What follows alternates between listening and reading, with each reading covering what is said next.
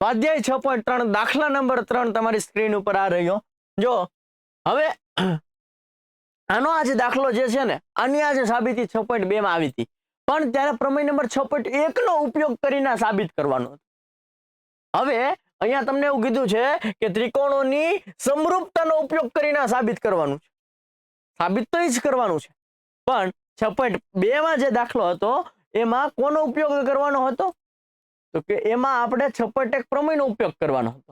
આમાં તો કે ત્રિકોણની સમરૂપતા નો ઉપયોગ કરવાનો છે, એટલે કે ખુખુ શરત કે બાખુબા શરત કે કોઈ પણ શરતથી આ આપણે સાબિત કરવાનું. ખાસ ધ્યાન રાખજો, સમલંબ અને આટલું વાંચીને તમે દાખલા ધબધબાટી બોલાવવા ન મળતા. કઈ મેથડથી આપણે આ સાબિત કરવાનું છે એ વાંચજો. પ્રશ્ન વાંચીને ખબર પડવી જોઈએ, બરોબર છે? ચાલો, સમલંબ ચતુષ્કોણ. હવે તો આપણે સમલંબથી જાણીતા થઈ ગયા છે કે બે બાજુઓ સમાંતર હોય, ઓકે, એવો ચતુષ્કોણ જેને આપણે સમલંબ ચતુષ્કોણ કહીએ છીએ. અહીંયા લખી નાખું ABCD. આ ABCD માં આ AC એક વિકર્ણ છે અને બીજો વિકર્ણ કયો છે? BD. બીજો વિકર્ણ કયો છે? BD.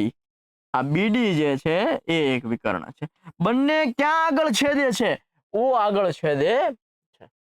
ડન છે. ચાલો હવે શું કરશું તો કે આપણે છે ને આ જે ત્રિકોણ છે AOB અને બીજું ત્રિકોણ છે COD. જો બંને ત્રિકોણના નામ લખી દો.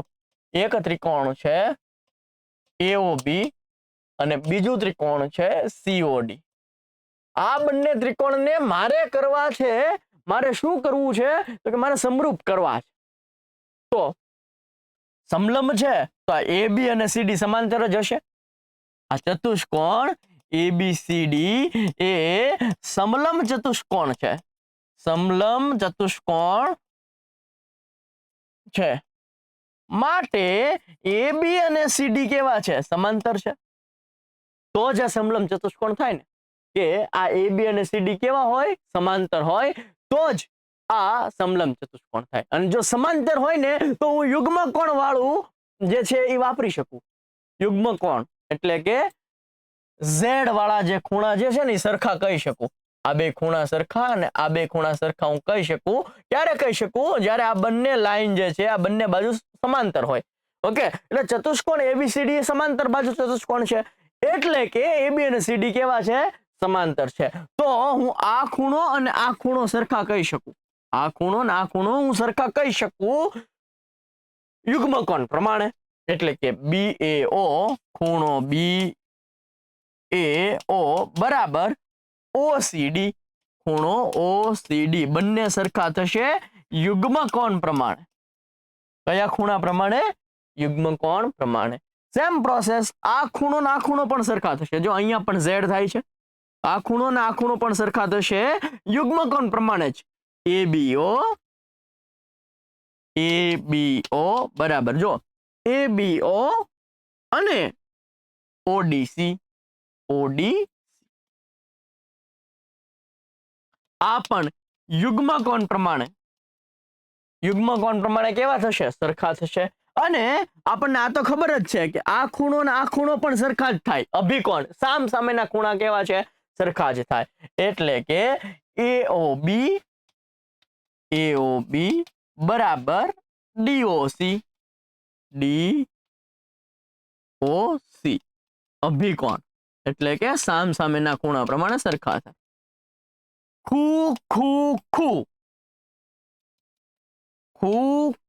ખૂ શરત મુજબ સમરૂપ થશે બંને ત્રિકોણો. કયા કયા ત્રિકોણ? તો ખૂણામાં વચ્ચેનું જોવાનું. અહીંયા A છે, અહીંયા C છે, અહીંયા A અને અહીંયા C, અહીંયા B છે, અહીંયા D છે, અહીંયા B અને અહીંયા D, અહીંયા O, અહીંયા O, અહીંયા O અને અહીંયા સમરૂપ થઈ ગયા. હવે જો સમરૂપ થઈ જાય ને તો હું લખી શકું, જો OA છે, બીજું શું છે? OC છે, પછી OB છે, મતલબ કે આના છેદમાં આ બરાબર આના છેદમાં આ લખી શકીએ. સમરૂપ હોય તો આપણે ત્રણેય લખી શકીએ. AB ના છેદમાં CD બરાબર BO ના છેદમાં DO બરાબર AO ના છેદમાં CO. આટલું લખી શકીએ. સમરૂપ હોય તમે શું લખી શકો? પેલા 2 ના છેદમાં પેલા 2, પછીના 2 ના છેદમાં પછીના 2, પેલા ત્રીજાના છેદમાં પેલું ત્રીજું, એવું તમે લખી શકો સમરૂપ હોય તો. પણ આપણે જેની જરૂર છે એ જ લખીએ ને. AO ના છેદમાં CO, AO ના છેદમાં CO એટલે પેલું ત્રીજું ના છેદમાં પેલું ત્રીજું બરાબર બીજું ત્રીજું એટલે BO ના છેદમાં DO. ઓકે, સાબિત કરવાનું છે આવી ગયું છે, આવી ગયું ને, હેન્સ પ્રૂફ સાબિત થઈ ગયું. ઓકે, અહીંયા સાબિત થઈ ગયું. તો આમાં કઈ છે નહીં. શું છે? મસ્ત. જો અહીંયા Z દેખાય, ઊંધો Z, આ ખૂણા બરાબર આ ખૂણો. અહીંયા Z દેખાય, આ ખૂણા બરાબર આ ખૂણો. અભિકોણ એટલે આ બંને ખૂણા તો સરખા જ હશે. ખૂ શરત પ્રમાણે આ બંને ત્રિકોણ કેવા થયા? સમરૂપ થયા. સમરૂપ થાય તો સમરૂપ ત્રિકોણો થાય તો અનુરૂપ બાજુઓ જે છે એ ગુણોત્તરમાં હોય, ગુણોત્તરમાં સમપ્રમાણમાં હોય. અનુરૂપ બાજુઓનો ગુણોત્તર એ કેમાં હોય? સમપ્રમાણમાં હોય. એટલે કે પેલા બીજાના છેદમાં પેલું બીજું, બીજા ત્રીજાના છેદમાં બીજું ત્રીજું અને પેલા ત્રીજાના છેદમાં પેલું ત્રીજું આપણે લખી શકીએ. એમાંથી આપણે જેની જરૂર હતી એ લખી નાખ્યું. ઓકે, તો પ્રૂવ થઈ ગયું. આ બંને ત્રિકોણ આપણે સમરૂપ કરવા પડશે. સમરૂપ કરવા માટે આપણે કઈ શરતોનો ઉપયોગ કર્યો? તો કે ખૂ શરત પ્રમાણે આ બંને ત્રિકોણ આપણે સમરૂપ કહી દીધા. સમરૂપ કહી દીધા તો અનુરૂપ જે બાજુઓ જે છે એ કેવા હોય? બાજુઓનો ગુણોત્તર સમપ્રમાણમાં હોય. બાજુઓનો ગુણોત્તર સમપ્રમાણમાં લખી નાખે એટલે તમને તમારો જવાબ મળી જાય. ઈઝી છે. ખાલી તમારે યાદ રાખવાનું છે ખૂ શરત, પેલા 2 યુગ્મ કોણ અને વચ્ચેનું અભિકોણ.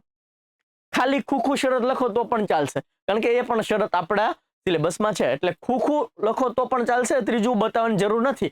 બતાવી દો તોય વાંધો નથી, કારણ કે આપણને ખબર છે થાય જ છે. બરોબર છે.